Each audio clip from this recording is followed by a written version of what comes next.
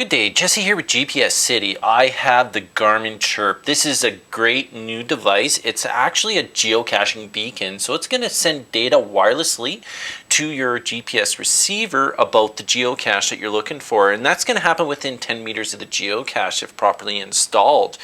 It's going to make finding the geocache a lot easier, and also it's going to spur a lot of new ideas. So what I'm going to do is show you what's in the package. So in the package itself, you're going to find the Chirp device. You're also going to find a Velcro little round tab here. It's got 3M adhesive on both sides and then it peels apart being Velcro. And then a CR2032 battery, which you could purchase extras from GPSCity because this is only going to last about a year. In Canada, it's going to last a little less because our winters are a little colder.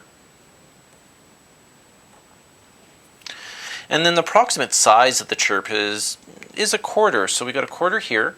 If I just move it over top, you'll see the difference between the quarter and the Chirp. So it's a pretty small device and it's not very thick. So I'm going to show you how to access the batteries. Okay, so when you get the device, the battery cover's on. And to get the battery cover off, what you need to do is there's little tabs here that you can grab with your nail and turn it, and you're going to want to turn this counterclockwise to open it. So I'm going to just grab it with my nail and just slide that around, and then the battery cover comes off.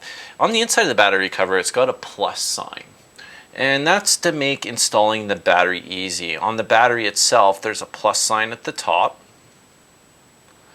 You just put plus to plus, and then what you want to do is line up. There's a little dot. See, I'll move it a little closer. You can see the little dots there. So you line up the dots,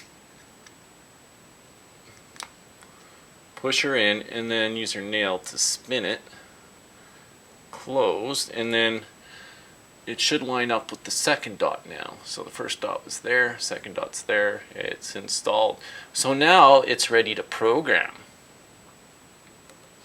Just one thing before we go look at how to program it. When you put this into the geocache, do not put this in an ammo can, which is all metal, because the metal is going to block the signals. Don't bury it or put it in water, because burying it and putting it in water is going to reduce the signal strength to pretty much nothing. So now let's take a look at how to set it up on your GPS device. So what you're going to want to do is go to the main menu. So we're going to go to our main menu and then go to Setup. Once in Setup, we're going to need geocaches from the list. There it is. Once in geocaching, we're going to have to turn Chirp searching on. It's currently off. To get this feature, you do have to update your unit using Garmin Web Updater, which is free. And as soon as you turn it on, it's going to start searching for the Chirp, which it found right away. This Chirp's blank, so it shouldn't have any details when I go show Chirp details. It's not programmed, and now it's asking us, do we want to program it now? Yeah, of course I do. You're going to want to really program this when you're out in the field, placing the cache. That way you have the waypoint you're going to use, or the geocache point you're going to use for the Chirp. But for this demo, I'm just going to send a random waypoint. Send the man overboard, and then just hit send. And what it's going to do, it's going to send that data to this Chirp here.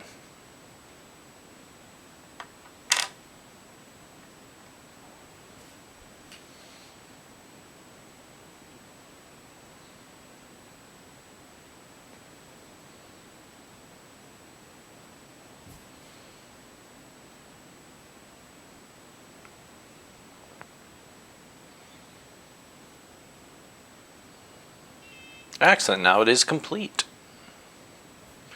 Now when we get close to this Chirp, it's going to pop up with the name of the Chirp, plus also any descriptions in the details. So what I'm going to do is I'm just going to turn the unit on and off just so it auto finds the Chirp.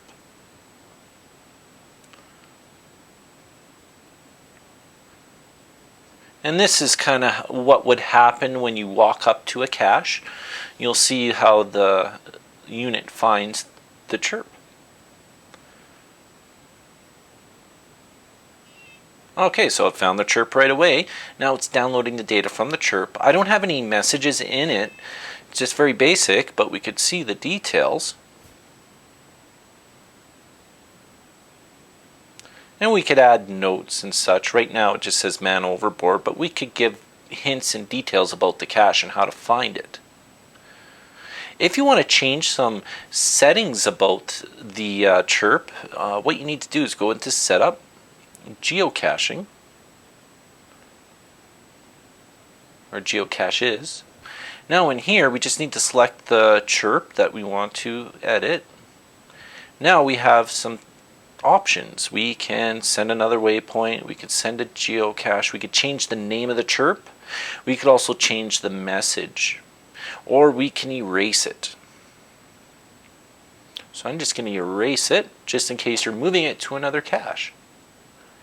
Hit yes, and now it's going to erase it. So just when you're placing the chirp, don't put it in a metal box, bury it, or in water. Make sure it's in a nice plastic geocaching case, and that way when people are within 10 meters of your geocache, they're going to get the information necessary to find it. And the big thing is they'll know they're close by, at least within 10 meters. That was an introduction to the chirp and setting it up using the organ. For more information and to purchase these great products, visit the GPS experts, GPSCity.